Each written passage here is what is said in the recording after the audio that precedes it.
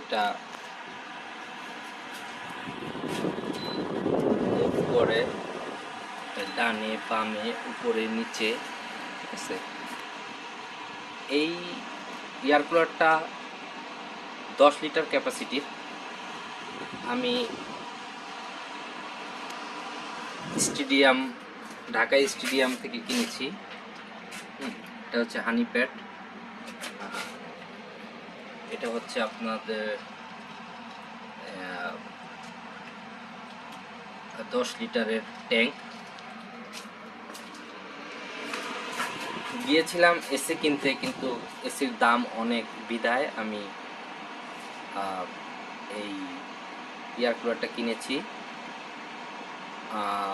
Air cooler আসলে অনেকে মনে করে যে ঘর ঠান্ডা করে, আসলে না, ঘর ঠান্ডা করে না।